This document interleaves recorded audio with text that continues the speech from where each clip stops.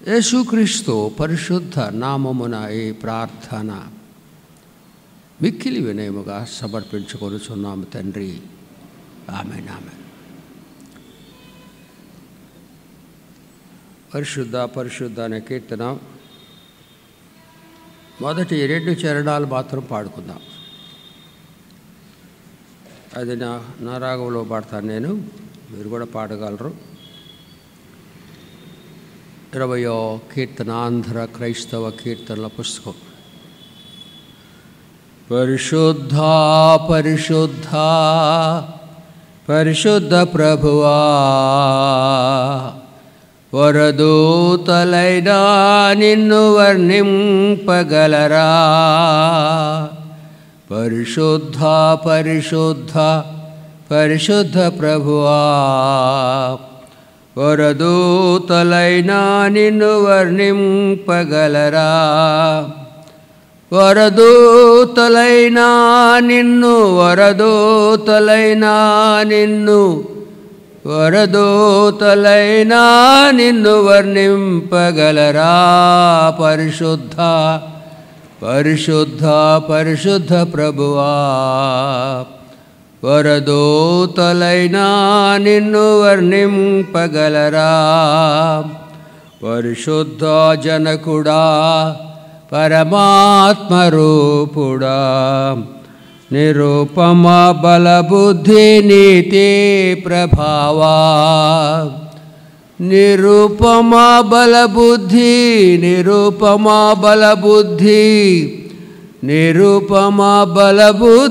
నీతి ప్రభావా.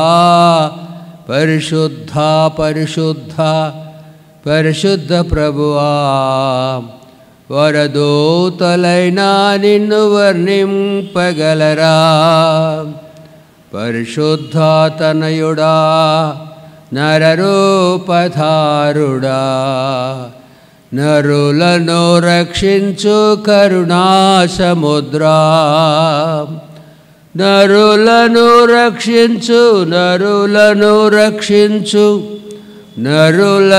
రక్షించు కరుణా సముద్రా. పరిశుద్ధ పరిశుద్ధ పరిశుద్ధ ప్రభువా, వరదూతలైనా నిన్ను వర్ణింపగలరా?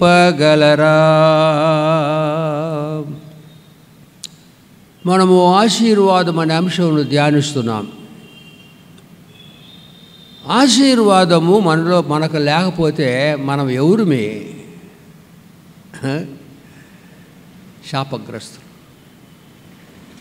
శాపగ్రస్తులు మనందరం కూడా శాపగ్రస్తులం.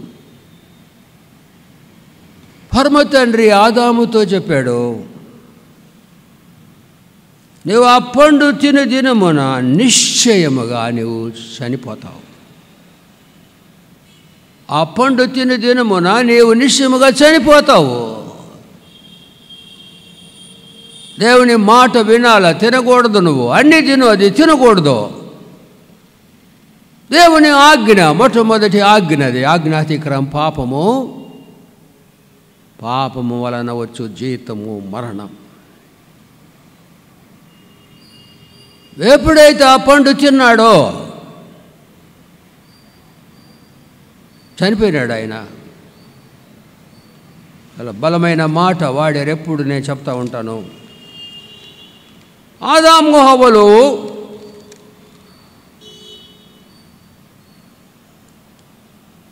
ఏదైనా తోట నుండి, దేవుని సహవాసము నుండి వెళ్ళగొట్టబడినారు. అది కాండం 3:24. అప్పుడు పరమ తండ్రి ఆదామును వెళ్ళగొట్టి, చాలా బలమైన మాట, he was expelled from the presence of God. Expelled. సొంత బిడ్డని ఆయన వెళ్ళగొట్టినాడు. ఎందుకు?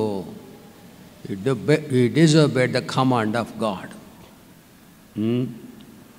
వెళ్ళగొట్టినాడు.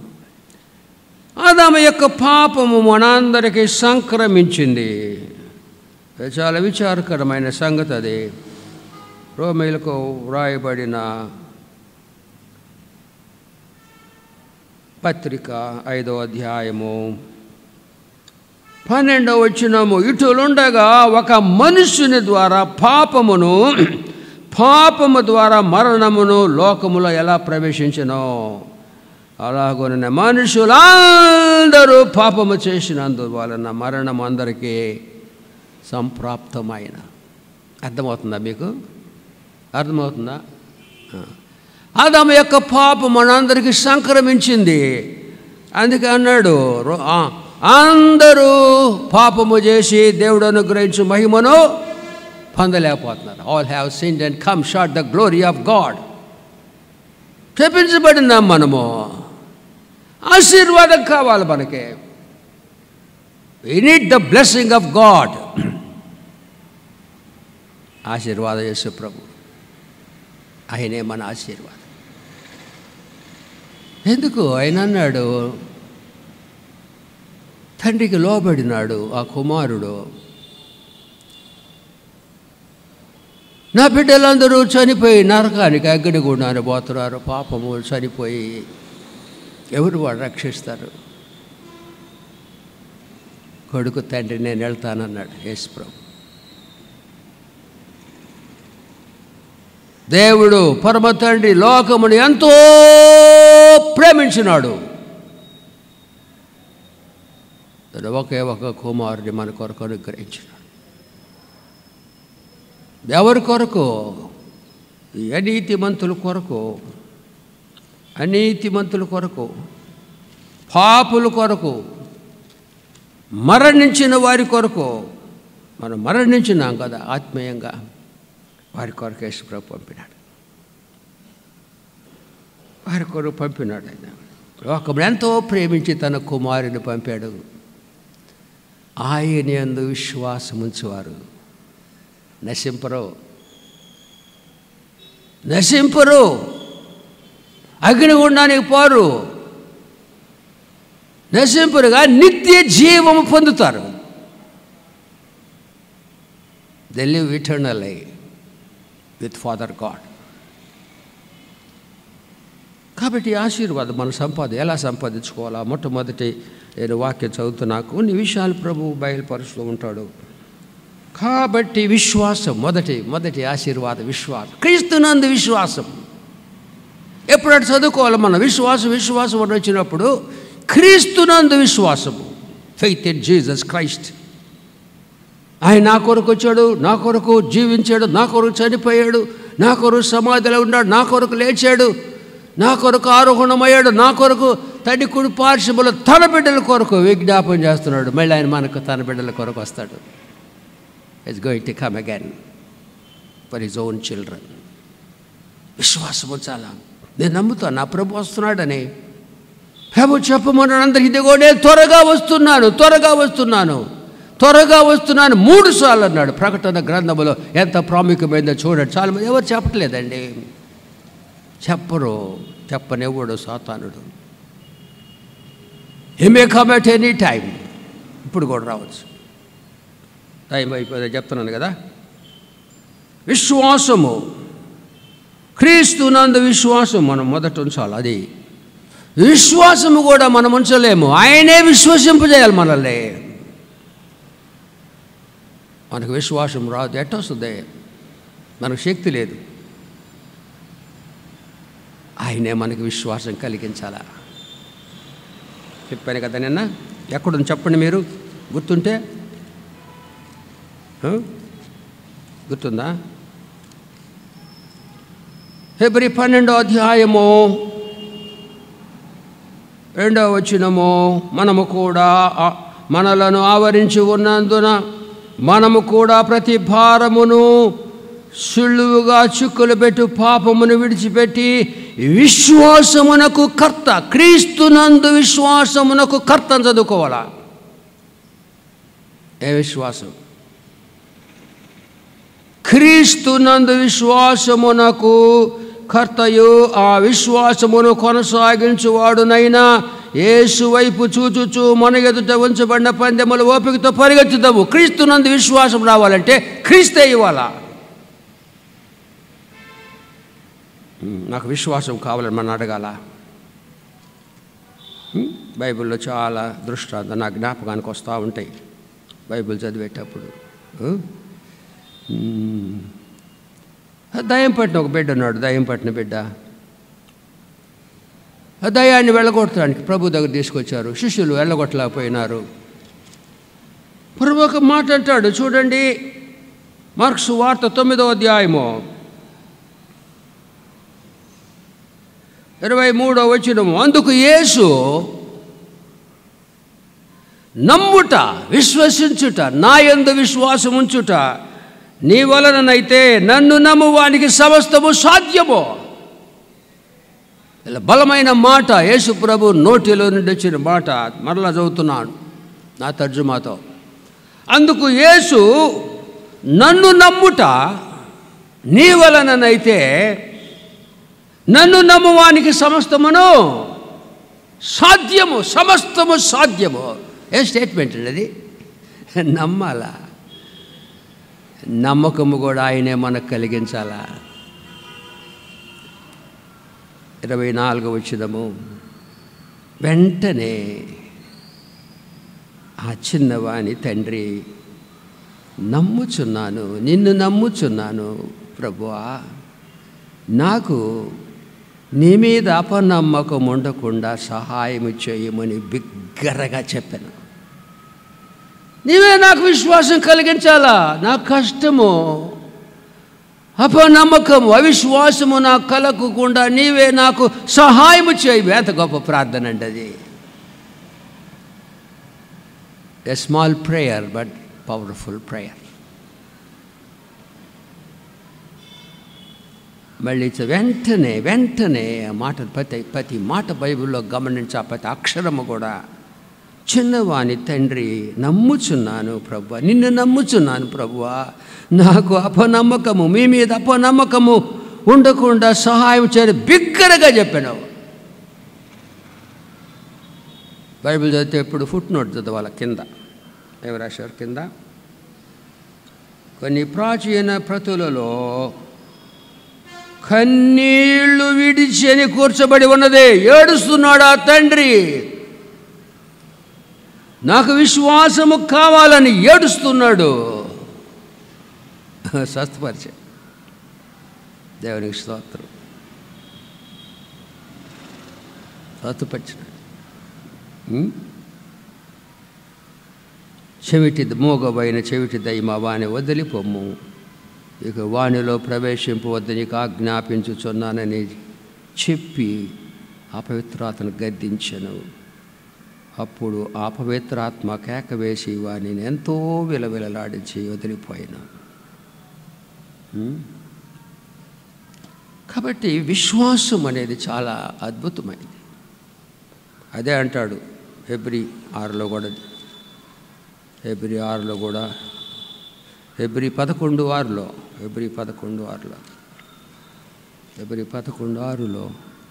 విశ్వాసము లేకుండా దేవునికి ఇష్టుడై ఉండుట సాధ్యము.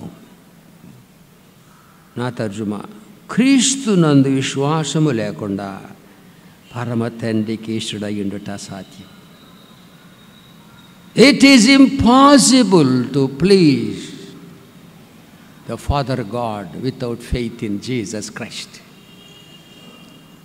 It is impossible to please Father God without faith in Jesus Christ. క్రీస్తునందు విశ్వాసము లేకుండా పరమ తండ్రికి ఇష్టలైండి అసాధ్యము.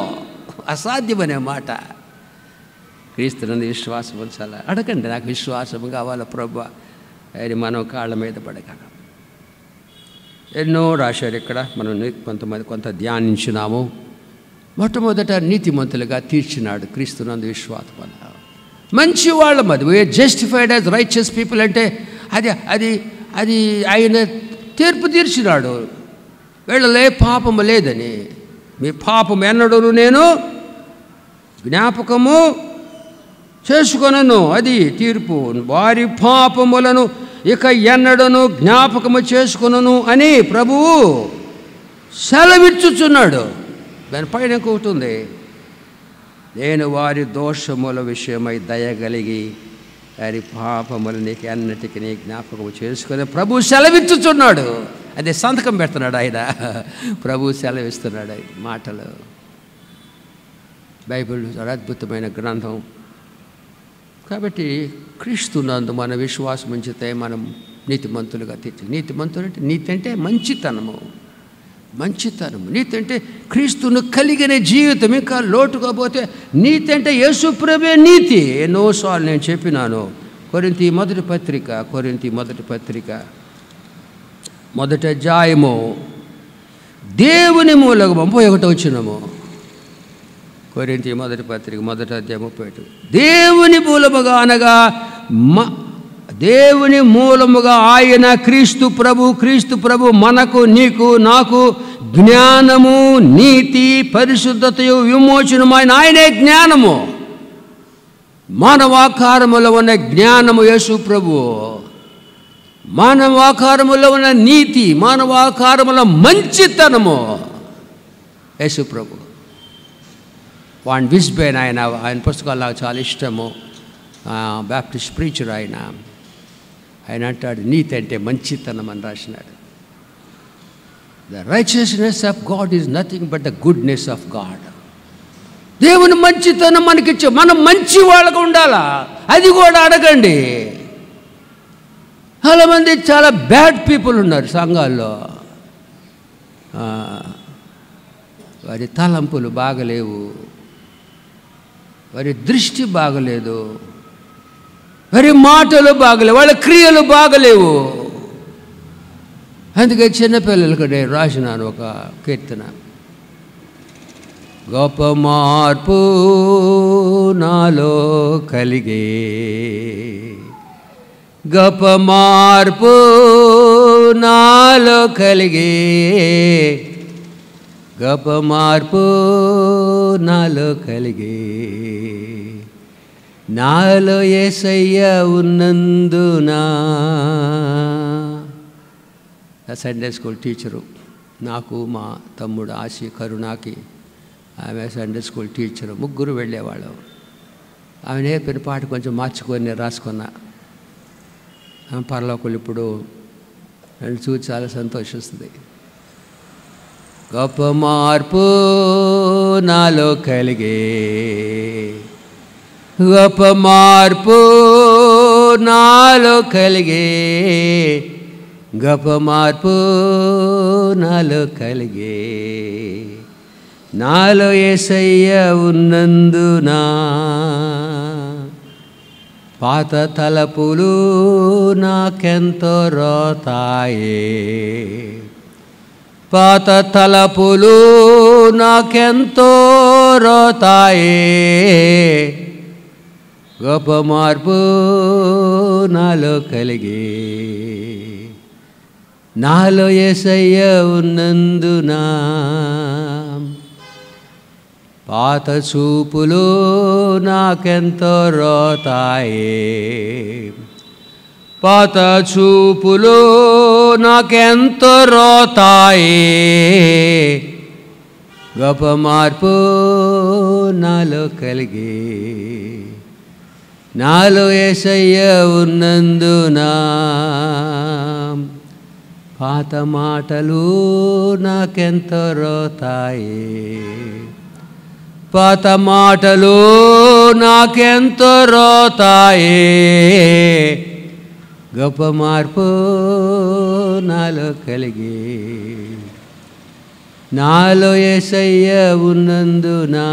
పాత క్రియలు నాకెంతో రోతాయే, పాత క్రియలు నాకెంతో రోతాయే, గొప్ప మార్పు నాలో కలిగే, నాలో యేసయ్య ఉన్నందునా. మార్పు రావాలా. పౌలు భక్తుడు అంటాడు, కాగా ఎవరైనా క్రీస్తు నందున్న ఎడల అతడు నూతన సృష్టి, ఈజ్ ఎ న్యూ క్రియేషన్. కొత్తగా మారాలా మనం. ఎట్లా మారాలా? సీతాకోక చిలుక తెలుసా? చూశారు? ఎంతమంది చూశారు? సీతాకోక బటర్ఫ్లై. దాని దశలు తెలుసా మీకు? మొట్టమొదటి గుడ్డు, తర్వాత బయటకు వస్తుంది లార్వా, ప్యూపా దశలు. పురుగు, అది గొంగళి పురుగు అంటారు దాన్ని. గొంగళి పురుగు అది కొన్ని రోజులకి ఒక గూడు చేసుకొని ఆ గూడులో ఉంటుంది ఆ పురుగు గొంగళి పురుగు. అది సీతాకోక చిలుకగా మారి బయటికి వస్తుంది. ఎంత అందంగా ఉంటుంది. అది మార్పు అంటే. పురుగులాగా ఉండం. పురుగు ఏం చేస్తుంది? చెట్లు నాశనం చేస్తుంది.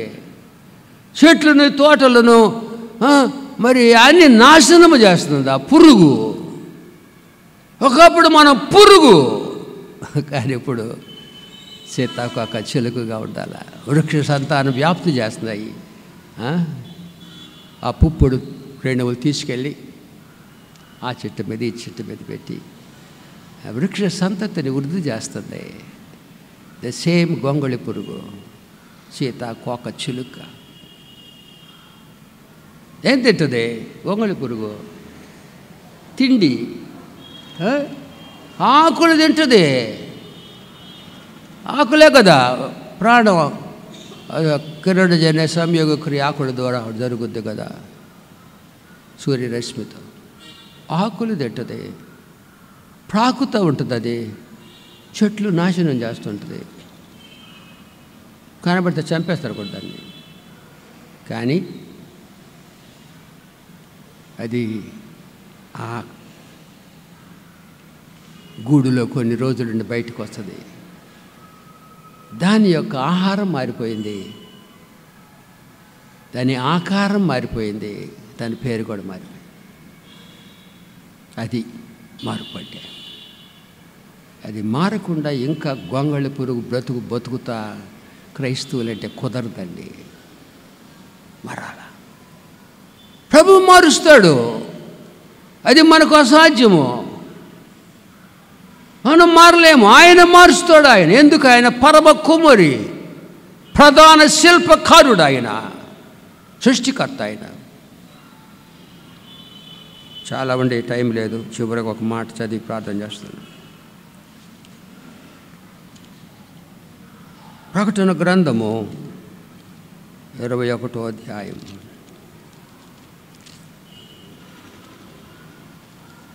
The book of Revelation, chapter 21,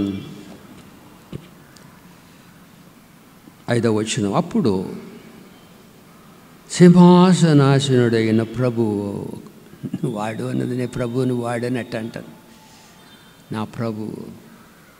అప్పుడు సింహాసనాసనుడైన నా ప్రభువు, ఇదిగో, చెప్పండి అందరు, ఇదిగో సమస్తమును నూతనమైనవిగా చేయుచున్నాను అని చెప్పాను. ఇప్పుడు కూడా ఈ బ్రతుకు మారాలంటే ఆయనకి అప్పగించుకోవాలా. ఇదిగో చూడండి, look at me, come to me. ఇదిగో నేను సమస్తమును నూతనమైనవిగా చేస్తాను. నేను చెప్పాను కదా, పౌలు భక్తుడు ఆయన క్రీస్తులోకి రాకముందు ఆయన ఆత్మీయ స్థితి ఎలాగుందండి? ఆయన స్థితి ఎలాగుంది? మొదట పూర్వము దూషకుడు, హింసకుడు, హానికరుడు. ఆయన గొంగళి పురుగు బతుకంటారు దాన్ని. తిమోతి మొదటి పత్రిక 1వ అధ్యాయం 12వ వచనం. పూర్వము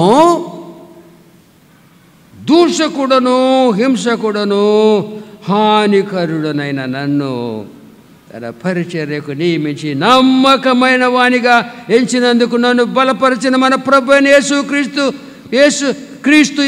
కృతజ్ఞుడనై ఉన్నాను. నేను I'm grateful to my lord Jesus. పూర్వము దూషకుడను, హింసకుడను, హానికరుడనైన నన్ను తన పరిచర్యకు నియమించి నమ్మకమైన వానిగా ఎంచినందున నన్ను బలపరిచిన మన ప్రభు అయిన క్రీస్తు యేసుకు కృతజ్ఞుడై ఉన్నాను. తెలియక, అవిశ్వాసము, తెలియక అవిశ్వాసం వలన చేస్తున్న కనుక కనికరింపబడితిని. ఆ పౌలు ఇంకొక సాక్ష్యం ఏంటంటే కొరింథీ మొదటి పత్రిక 11వ అధ్యాయము. అందరూ చెబుదాం ఈ మాట. చెప్పండి అందరూ, నేను క్రీస్తుని పోలి నడుచుకున్న ప్రకారము మీరును నన్ను పోలి నడుచుకోండి. పౌలు అన్నాడు. మనం చెప్పగలం ఆ మాట?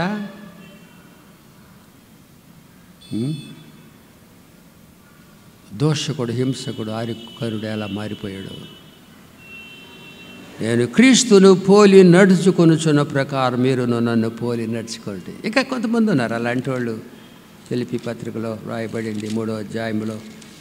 ఫిలిప్పీ పత్రిక 3వ అధ్యాయంలో 3:17లో, సహోదరులారా మీరు నన్ను పోలి నడుచుకొనుడి, మేము మీకు మాదిరి అయి ఉన్న ప్రకారం నడుచుకుని వారిని గురిపెట్టుకొని చూచుకొనుడి. ప్రభువుని అడగాలండి. ఊరికే క్రైస్తవులుగా ఉండటం కాదు, పేరు క్రైస్తవు, నామకార్థ క్రైస్తవులు ఉండవు. క్రీస్తు బిడ్డలకు ఉండాలా, క్రీస్తు స్వరూపానికి మార్చబడాలా. పౌలు అంటాడు, క్రీస్తు స్వరూపము మీ ఎందు ఏర్పడే వరకు మీ విషయమా నాకు ప్రసవ వేదన కలుగుతూ ఉంది. రోమపత్రిక కూడా అంటాడు, నాకు ఇష్టమైన మాట చదివి ప్రార్థన చేస్తే, రోమేలకు వ్రాయబడిన పత్రిక 8వ అధ్యాయము 29లో, సహోదరులలో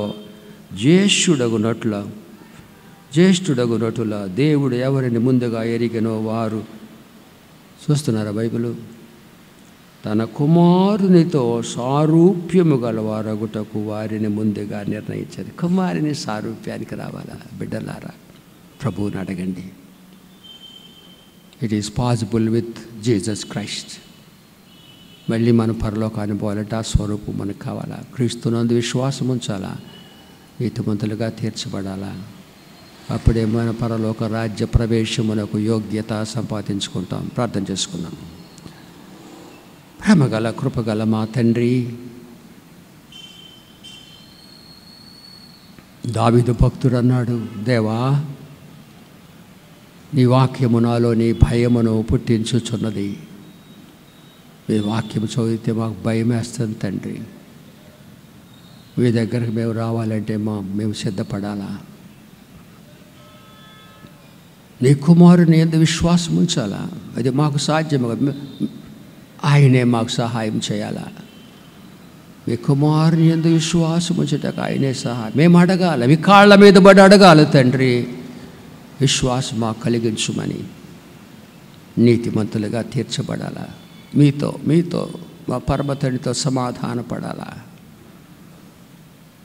ఇవన్నీ సాధ్యము తండ్రి. పౌలు అన్నాడు, నన్ను బలపరచు వానిద నేను సమస్తము చేయగలను. మీకు సాధ్యం కాబట్టి మమ్మల్ని విశ్వాసములు స్థిరపరిచి నీ కుమారుని స్వరూపానికి మార్చి నీ రాజ్యములో చేర్చుకొనుమని ఈ మాటలు మా హృదయంలో ఫలింపజేయమని యేసుక్రీస్తు పరిశుద్ధ నామమున ఈ ప్రార్థన మిక్కిలి వినయముగా సమర్పించుకొనుచున్నాము తండ్రి. ఆమేన్. పరలోకమందున్న మా తండ్రి, మీ నామము పరిశుద్ధపరచబడును గాక, నీ రాజ్యం వచ్చును గాక, నీ చిత్తము పరలోకమందు నెరవేర్చినట్లు భూమి యందు నెరవేరును గాక. మన ఆహారం నేడు మాకు దయచేయండి. మా రుణస్తులు మేము క్షమించిన ప్రకారం మా రుణములు క్షమించండి. మమ్మలను శోధనలోనికి తేక కీడు నుండి దుష్టుని నుండి తప్పించండి. ఎందుకంటే రాజ్యము బలము మహిమ నిరంతరమేవైనవు తండ్రి. ఆమేన్.